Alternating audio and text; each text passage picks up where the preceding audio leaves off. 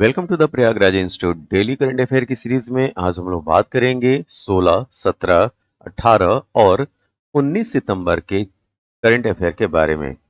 यह वीडियो जो है वो 4 दिन का करंट अफेयर को शामिल किए हुए है। इस वजह से यह वीडियो काफी इंपॉर्टेंट है और यह थोड़ा सा लंबा भी होगा। इस वीडियो की पीडीएफ के लिए आप क्या करेंगे कि द प्रयागराज इंस्टीट्यूट का जो टेलीग्राम चैनल है उसको ज्वाइन कीजिए और इस वीडियो की पीडीएफ को प्राप्त कीजिए। जैसा कि हमने डेली करंट अफेयर की सीरीज में यह रखा है कि आपको क्वेश्चन के साथ जो आंसर है वो तो देते ही हैं, साथ में उस क्वेश्चन का पूरा जो एक्सप्लेनेशन होती है, जो पूरी जो व्याख्या होती है, उसको भी इसमें शामिल किया जाता है। तो इस वजह से यह वीडियो और इसकी पीडीएफ दोनों काफी इंपॉर्टेंट है। तो इसी क्रम में आज जो है हम 16, 17, 18 और 19 सितंबर, ठीक है, ये 4 दिनों का जो करंट अफेयर है वो आपको आपके सामने लेकर आए हैं। तो चलिए हम स्टार्ट करते हैं पहले प्रश्न से।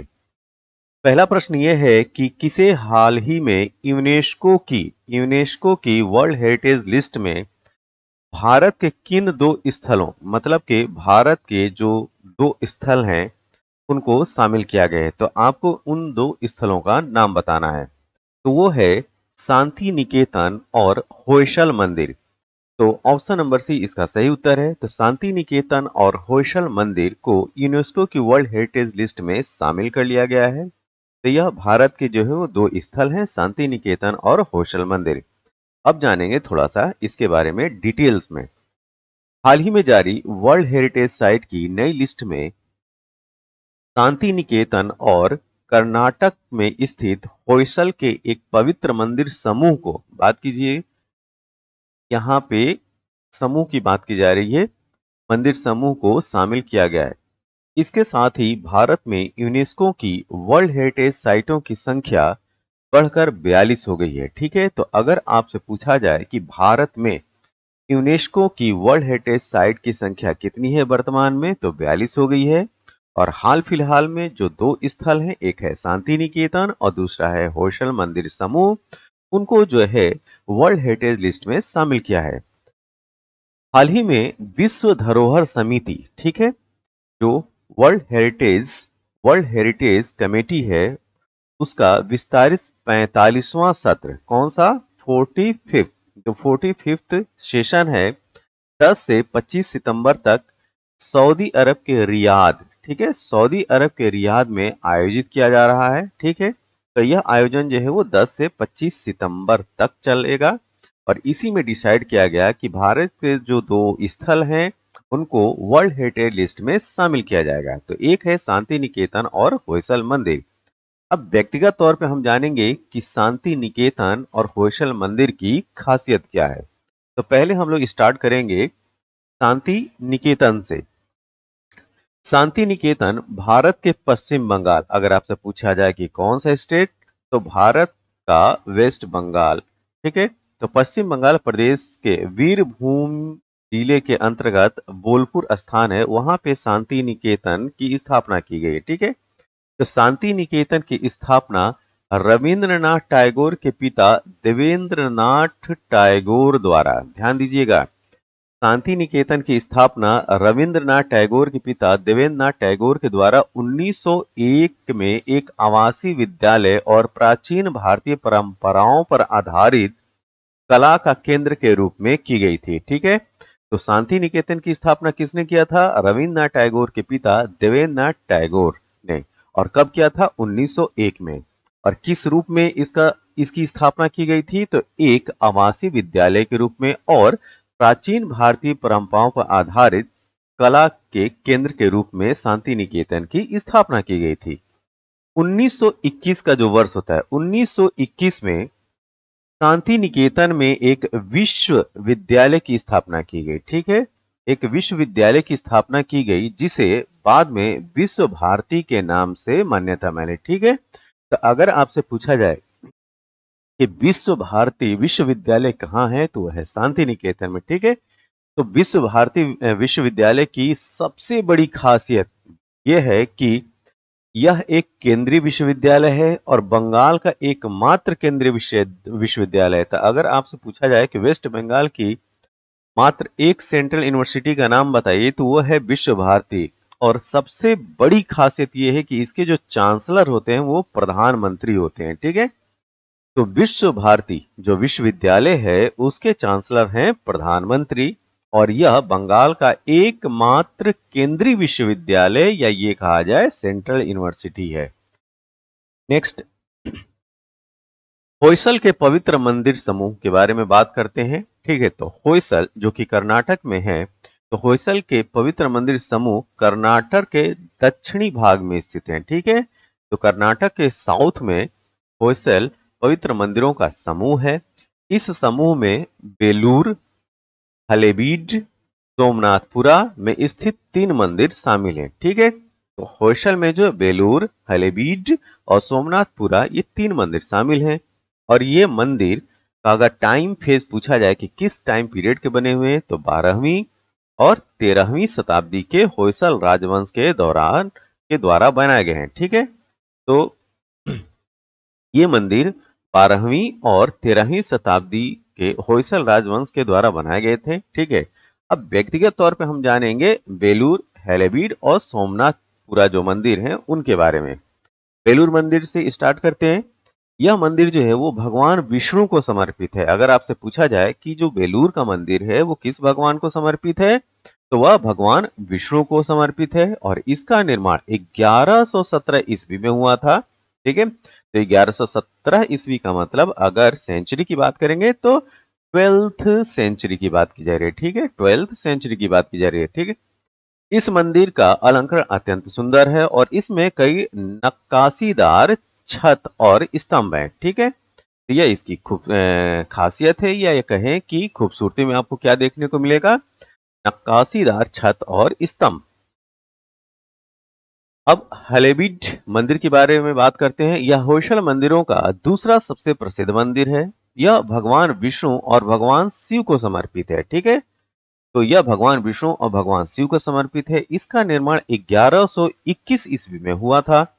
मंदिर में कई खंभे और मंदिर हैं जिनमें से प्रत्येक में अपनी अनूठी नक्काशी देखने को मिलेगी। सोमनाथपुरा मंदिर के बारे में बात करते हैं। यह होयसल मंदिरों का सबसे छोटा मंदिर है। ठीक है, तो अगर आपसे पूछा जाए कि होयसल मंदिरों में सबसे छोटा कौन सा है, तो वो है सोमनाथपुरा वाला मंदिर। इसका निर्माण 1268 ईस्वी, 1268 मतलब कि ये बना है 13th सेंचुरी में। ठीक है, तो 13th सेंचुरी में ये बना है। और मंदिर में एक सुंदर गुफा मिलेगी आपको जो कि भगवान शिव को समर्पित है। तो अगर बात किया जाए सोमनाथपुरा मंदिर में, तो इसमें आप एक गुफा देखेंगे। इस गुफा में आप जब दर्शन के लिए जाएंगे तो आपको भगवान शिव की प्रतिमा देखने को मिलेगी। इसका मतलब कि यह मंदिर जो है, इस मंदिर में जो ये जो गुफा है वो भगवान शिव को समर्पित है। अब हम बात करेंगे विश्व ओजोन दिवस के बारे में। जैसा कि हम जानते हैं कि विश्व ओजोन दिवस जो है वो 16 सितंबर को मनाया जाता है। ठीक है, तो विश्व ओजोन दिवस कब मनाया जाता है? 16 सितंबर को। तो हर साल 16 सितंबर को ओजोन परत के संरक्षण के लिए विश्व ओजोन दिवस के रूप में भी जाना जाता है। और यह विश्व ओजोन दिवस हर साल 16 सितंबर को ओजोन क्षयकारी पदार्थों, मतलब कि ओजोन डिप्लेटिंग सब्सटेंस ओडीएस पदार्थों के उत्पादन और खपत को चरणबद्ध रूप से समाप्त करने के लिए अंतर्राष्ट्रीय पर्यावरण संधि मॉन्ट्रियल प्रोटोकॉल पर हस्ताक्षर करने की याद में मनाया जाता है। तो मॉन्ट्रियल प्रोटोकॉल जो है वो ओजोन डिप्लेटिंग जो सब्सटेंस हैं, ओजोन क्षयकारी जो पदार्थ हैं, उनके समाप्ति या उनकी खपत को रोकने के उद्देश्य से ये साइन किया गया था। ठीक है, और यह 16 सितंबर 1987 को ये हस्ताक्षरित किया गया था। ठीक है, इस बार मतलब कि विश्व ओजोन दिवस 2023 की जो थीम रखी गई थी वह है मॉन्ट्रियल प्रोटोकॉल, ओजोन परत को ठीक करना और जलवायु परिवर्तन को कम करना, यह इसकी थीम थी। अगर आपसे पूछा जाए कि मॉन्ट्रियल है कहाँ पे, तो मॉन्ट्रियल है कनाडा में। कनाडा के शहर मॉन्ट्रियल में जो है मीटिंग होती है और 16 सितंबर 1987 को हस्ताक्षर होने के बाद यह जो है मॉन्ट्रियल प्रोटोकॉल के नाम से जाना जाता है। ठीक है, और यह एक अंतर्राष्ट्रीय पर्यावरण संधि है। और थोड़ा डिटेल में जानते हैं इसके इसके बारे में। तो मॉन्ट्रियल प्रोटोकॉल एक अंतर्राष्ट्रीय संधि है जो ओजोन परत को क्षीण करने वाले पदार्थों के उत्पादन और उपयोग को विनियमित करती है। विनियमित मतलब कि रेगुलेट करती है। ठीक है, उसको रेगुलेट करती है। ठीक, यह संधि 16 सितंबर 1987 को अपनाई गई थी। मतलब कि 16 सितंबर 1987 में इस प्रोटोकॉल के अंतर्गत जो सदस्य देश थे उन्होंने सिग्नेचर किया। ठीक है, हस्ताक्षर किया। और इसका अगर इम्प्लीमेंटेशन की बात किया जाए, लागू होने की तिथि पूछा जाए कि मॉन्ट्रियल प्रोटोकॉल कब लागू हुआ। ठीक है, तो दो चीज होती है, एक हस्ताक्षर होता है और सेकंड क्या है, लागू होना। तो 1 जनवरी 1989 को यह लागू हुआ। ठीक है, मॉन्ट्रियल प्रोटोकॉल का सबसे सफल पर्यावरण संधि माना जाता है। अगर आपसे पूछा जाए कि आज की डेट में बहुत सारी जो है इन्वायरमेंट जो है वो प्रोटोकॉल भी आते हैं, इन्वायरमेंट को लेकर जो है वो ट्रीटी भी साइन की जाती है, लेकिन इन सब में जो मॉन्ट्रियल प्रोटोकॉल है उसको सबसे सफल माना जा रहा है। ठीक है, और मॉन्ट्रियल प्रोटोकॉल जो है ओजोन लेयर में छेद को जो होल हो रहा था उसको कम करने के उद्देश्य से जो है यह एक पहल स्टार्ट की गई थी। और यह बताया जा रहा है कि 2066 तक जो 1980 में ओजोन परत की स्थिति थी वह स्थिति जो है वो 2066 तक बन जाएगी। तो मतलब कि जो ओजोन लेयर में जो परत क्षय जो है वो घट रहा है और उसमें काफी इम्प्रूवमेंट, उसमें सुधार देखने को मिल रहा है। तो इस संधि ने दुनिया को ओजोन परत को बचाने और मानव स्वास्थ्य और पर्यावरण को नुकसान से बचाने में मदद की है।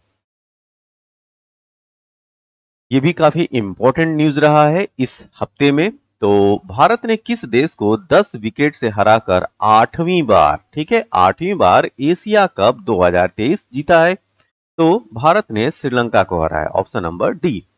एशिया कप 2023 के फाइनल मैच में भारत ने श्रीलंका को 10 विकेट से हरा दिया और भारत ने 8वीं बार यह खिताब जीता है। तो श्रीलंका ने पहले बल्लेबाजी करते हुए मात्र 50 रन बनाकर ही पूरी टीम आउट हो गई।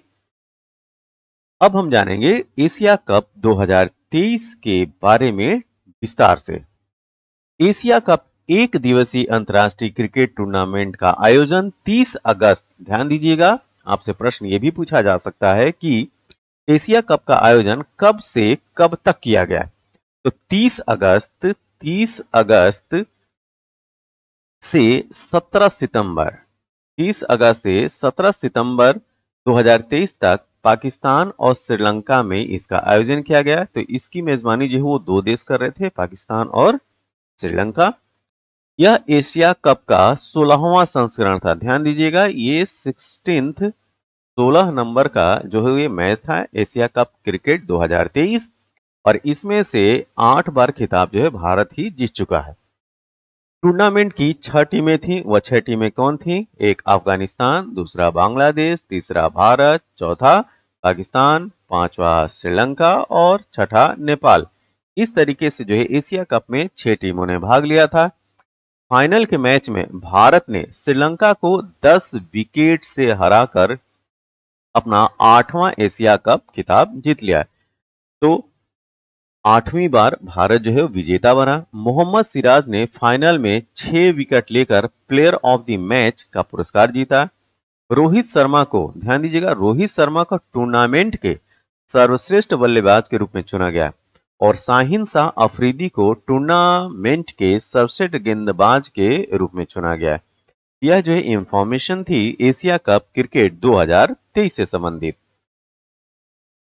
इस प्रसिद्ध सेना नेत्र रोग विशेषज्ञ को डॉक्टर A.M. गोखले पुरस्कार से सम्मानित किया गया। तो ये हैं डॉक्टर संजय कुमार मिश्रा। भारतीय सेना के अनुसंधान और रेफरल अस्पताल में कार्यरत प्रसिद्ध नेत्र रोग विशेषज्ञ ब्रिगेडियर संजय कुमार मिश्रा को पुणे में जो कि महाराष्ट्र का शहर है, प्रतिष्ठित डॉक्टर A.M. गोखले पुरस्कार प्राप्त हुआ। पुणे में आयोजित रेटिना कॉन्क्लेव कार्यक्रम के दौरान डॉक्टर संजय कुमार मिश्रा को यह प्रतिष्ठित पुरस्कार प्रदान किया गया। डॉक्टर एम गोखले, जिनका नाम इस पुरस्कार के नाम पर रखा गया, यह एक प्रसिद्ध नेत्र विज्ञान शिक्षक थे। ठीक है। किस राज्य सरकार ने गिग श्रमिकों के लिए 4 लाख, ये भी काफी इंपॉर्टेंट प्रश्न है, 4 लाख रुपए का बीमा कवर शुरू किया है? तो यह राज्य है Karnataka, option number B. Karnataka सरकार ने प्लेटफॉर्म पर आधारित गिग वर्कर्स के हितों और कल्याण की रक्षा के उद्देश्य से एक महत्वपूर्ण पहल की घोषणा की है, जिसमें एक समृद्ध बीमा पैकेज शामिल है जिसका मूल्य 4 लाख रुपए है, जिसमें 2 लाख रुपए की जीवन बीमा और एक अतिरिक्त 2 लाख रुपए की दुर्घटना बीमा शामिल है। इस महत्वपूर्ण कदम का अपेक्षित फायदा होने की उम्मीद है कि लगभग 2.3 लाख गिग वर्कर्स, ठीक है, 2.3 लाख गिग वर्कर्स को मिलेगा, जो स्विगी, जोमेटो जैसे विभिन्न प्लेटफॉर्मों और अमेजन, फ्लिपकार्ट और बिग बास्केट जैसे अग्रणी ई कॉमर्स दिग्गज के साथ सक्रिय रूप से जुड़े हुए हैं। तो स्विगी, जोमेटो, अमेजन, फ्लिपकार्ट, इसमें जो वर्कर जो काम करते हैं उनको गिग वर्कर्स कहते हैं। ठीक, जो आपको सामान को जो है डिलीवर करते हैं, ये गिग वर्कर्स के नाम आते हैं। तो उनके लिए जो है एक बीमा कवर योजना चालू की गई है, जो कि 4 लाख रुपए की होगी। और इसको किसने स्टार्ट किया है? तो कर्नाटक सरकार ने। Bharat international organisation of legal metrology certificate जारी करने वाला कौन सा देश बना है? ठीक है, फिर से इस सर्टिफिकेट का नाम देखिए, Bharat international organisation of legal metrology certificate जारी करने वाला कौन सा देश बना है?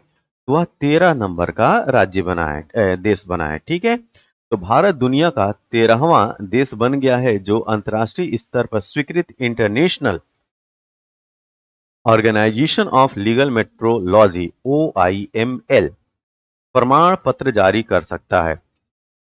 यह घोषणा केंद्रीय उपभोक्ता मामलों के मंत्रालय द्वारा 14 सितंबर को नई दिल्ली में की गई थी, जो भारत की मेट्रोलॉजिकल क्षमताओं में एक महत्वपूर्ण क्षण को चिन्हित करता है। उपभोक्ता मामलों के सचिव रोहित कुमार सिंह ने खुलासा किया कि इस नए प्राधिकरण के दूरगामी प्रभाव होंगे।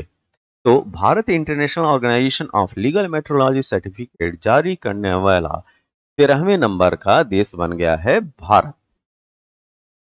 किसे शिक्षा के क्षेत्र में लाइफ टाइम अचीवमेंट पुरस्कार से सम्मानित किया गया है? तो ये है Najma Akhtar, option number B. तो जामिया मिलिया इस्लामिया JMI के vice chancellor professor Najma Akhtar को हाल ही में life time achievement awards academia से सम्मानित किया गया है। इस पुरस्कार को उन्हें डॉक्टर रघुनाथ अनंत मसेलकर ने मेकिंग इंडिया एम्प्लॉयबल शीर्षक द्वारा आयोजित ग्रैंड कॉन्फ्रेंस के दौरान प्रस्तुत किया या दिया, जिसका आयोजन टीम लीज एडटेक द्वारा किया गया था। अख्तर को इस पुरस्कार के लिए शिक्षाविदों और उद्योग विशेषज्ञों से मिले जाने वाले एक पैनल द्वारा चयनित किया गया था। तो यहाँ पे बस ये याद रखिएगा कि किसे शिक्षा के क्षेत्र में लाइफ टाइम अचीवमेंट पुरस्कार से सम्मानित किया गया, तो ये है नजमा अख्तर, और ये है कौन? जामिया मिलिया इस्लामिया की वाइस चांसलर हैं। हरियाणा सरकार ने किसे हरियाणा फिल्म और मनोरंजन नीति के गवर्निंग काउंसिल का अध्यक्ष नियुक्त किया? तो ये है मीता वशिष्ठ। ठीक है, ऑप्शन नंबर सी। हरियाणा सरकार ने प्रसिद्ध फिल्म अभिनेत्री मीता वशिष्ठ को हरियाणा फिल्म और मनोरंजन नीति कार्यान्वयन के देखरेख के लिए स्थापित गवर्निंग काउंसिल का अध्यक्ष नियुक्त किया है। प्रतिष्ठित निर्देशक, निर्माता और अभिनेता सतीश कौशिक के असामयिक निधन के कारण यह पद रिक्त हो गया था। राज्य सरकार ने गवर्निंग काउंसिल के पहले अध्यक्ष के रूप में सतीश कौशिक को नियुक्त किया था। हाल ही में किस नगर निगम ने कैश फॉर वेस्ट योजना शुरू की है? बहुत इंपॉर्टेंट है, यह है पटना शहर। पटना नगर निगम ने हाल ही में स्थापित मटेरियल रिकवरी फैसिलिटी MRF में आम लोगों के लिए कैश फॉर वेस्ट योजना शुरू की है। इस योजना के तहत लोगों को उनके सूखे कचरे, ध्यान दीजिए, सूखे कचरे के लिए प्रत्येक वस्तु के लिए निर्धारित मूल्य सूची के अनुसार भुगतान किया जाएगा और इसे पिंक मटेरियल, ध्यान दीजिएगा, इसे पिंक मटेरियल रिकवरी फैसिलिटी कहा जाता है क्योंकि इसे महिला श्रमिकों द्वारा चलाया जाता है और इस सुविधा में प्रतिदिन 2 टन सूखा कचरा और 1.5 टन गीला कचरा संसाधित करने की क्षमता है। ये बहुत ही अच्छी पहल है। तो यह पहल जो है पटना नगर निगम के द्वारा शुरू किया जा रहा है। किस देश ने भारतीय नाविकों को ध्रुवीय और आर्कटिक जल में प्रशिक्षित करने की घोषणा की है? तो यह है रूस। तो रूस अपने रूसी समुद्री प्रशिक्षण संस्थान व्लादिवोस्तोक में भारतीय नाविकों को जमे हुए ध्रुवीय और आर्कटिक जल में नौ परिवहन के लिए प्रशिक्षित करने के लिए सहमत हो गया है।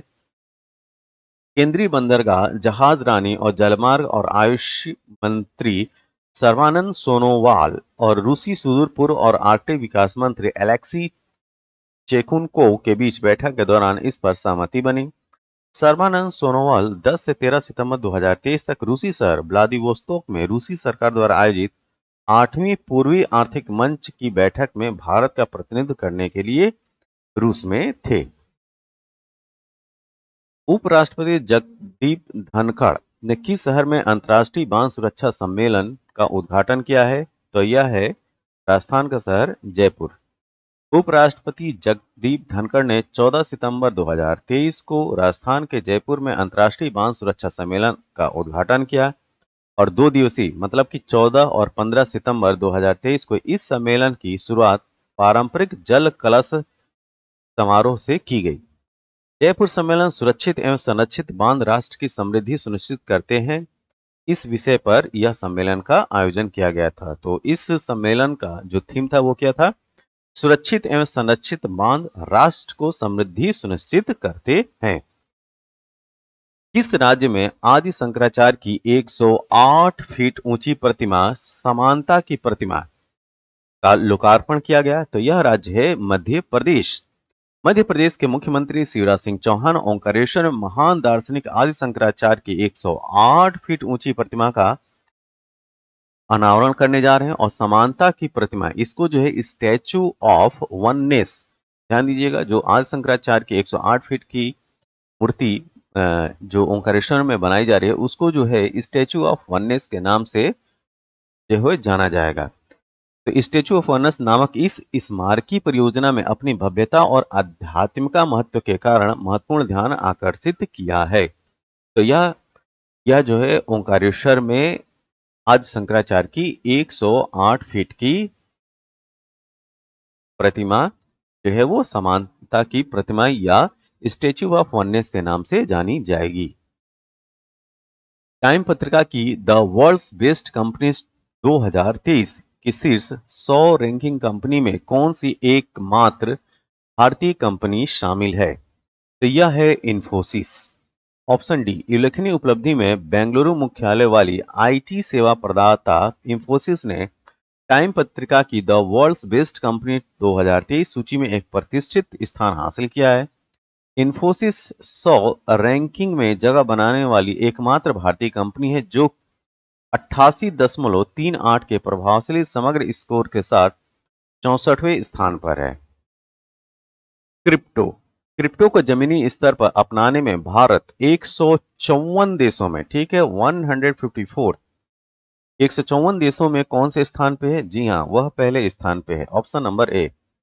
एनालिसिस के 2023 ग्लोबल क्रिप्टो एडॉप्शन इंडेक्स से पता चला है कि चुनौतीपूर्ण नियामक स्थितियों के सामने उल्लेखनीय लचीलापन प्रदर्शित करते हुए भारत ने जमीनी स्तर पर क्रिप्टो करेंसी अपनाने में 154 देशों के बीच शीर्ष रैंक हासिल की है और इस सूचकांक में नाइजीरिया दूसरे स्थान पे है, वियतनाम जो है वो 3rd पोजीशन पे है और यूएसए जो है वो 4th पोजीशन पे है और यूक्रेन को 5वां स्थान हासिल हुआ है। किसे भारत के प्रवर्तन निदेशालय के प्रभारी निदेशक के रूप में नियुक्त किया गया है? तो ये है राहुल नवीन, ऑप्शन नंबर डी।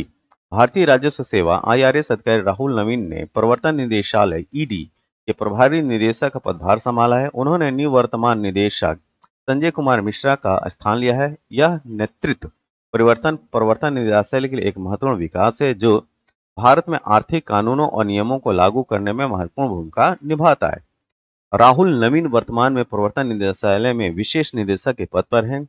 आधिकारिक आदेशों के अनुसार 1993 बैच के प्रतिष्ठित IRS अधिकारी राहुल नवीन को प्रभारी निदेशक नियुक्त किया गया है। किस राज्य सरकार ने संपत्ति संबंधी समस्याओं को कम करने के लिए गिफ्ट डीडी योजना शुरू की है? तो यह है उत्तर प्रदेश। उत्तर प्रदेश में घर घर शांति और सौहार्द का वातावरण बनाने तथा अदालतों में संपत्ति संबंधी पारिवारिक विवादों को बोझ को कम करने के उद्देश्य से योगी सरकार के माध्यम से चलाई गई यह विशेष योजना है। इस विशेष गिफ्ट डीडी योजना का लाभ 5 अगस्त 2023 से 12 सितंबर 2023 तक 43,574 लोगों के माध्यम से उठाया गया। इससे जनता को 1807.31 करोड़ रुपए का लाभ मिला। यह जानकारी प्रदेश के स्टाम्प तथा न्यायालय शुल्क एवं पंजीयन राज्य मंत्री स्वतंत्र प्रभार दिया गया है रविंद्र जायसवाल ने, उन्होंने इसकी जानकारी दी। अमेरिका स्थित कंसल्टेंसी फर्म मॉर्निंग कंसल्ट के एक सर्वेक्षण में लोकप्रियता के मामले में प्रधानमंत्री मोदी कौन से स्थान पे हैं? जी हाँ, प्रथम स्थान पे। तो अमेरिका स्थित कंसल्टेंसी फर्म मॉर्निंग कंसल्ट के एक सर्वेक्षण के अनुसार प्रधानमंत्री नरेंद्र मोदी ने 76% के अनुमोदन रेटिंग के साथ विश्व के सबसे लोकप्रिय नेता के रूप में पुनः शीर्ष स्थान प्राप्त किया है। उल्लेखनीय है कि मॉर्निंग कंसल्ट द्वारा कराए गए इससे पूर्व के सर्वेक्षण में भी प्रधानमंत्री शीर्ष पर रहे थे। मॉर्निंग कंसल्ट द्वारा जारी global leader approval rating tracker report में 76% लोगों ने पीएम मोदी के नेतृत्व को स्वीकार किया, जबकि 18% ने इसे नापसंद किया और 6% ने अपनी कोई राय नहीं दी। तो 76% लोगों के पसंद में मोदी जो है वो प्रथम स्थान पे थे। किसने सिंगापुर ग्रैंड प्रिक्स 2023 जीता है? तो ये है Carlos Sainz, option A. Singapore Grand Prix 2023 का आयोजन 17 सितंबर 2023 को सिंगापुर के मारीना बे सर्किट पर किया गया। यह फार्मूला 1 विश्व चैंपियनशिप का 15वां राउंड था। इस रेस को कार्लोस सेंच जूनियर ने फेरारी के लिए जीता, जो उनकी दूसरी फार्मूला 1 जीत थी। लैंडो नॉरिस ने मैक्लेरन के लिए दूसरा स्थान हासिल किया, जबकि लुइस हैमिल्टन ने मर्सिडीज के लिए तीसरा स्थान हासिल किया। यह वीडियो आपको कैसा लगा? जैसा भी लगा हो आप अपने सुझाव जो है कमेंट बॉक्स में जरूर दें। इस वीडियो की पीडीएफ के लिए आप हमारे Telegram channel the Prayagraj institute को ज्वाइन कीजिए और इस वीडियो की पीडीएफ को प्राप्त कीजिए। तब तक के लिए थैंक यू, धन्यवाद।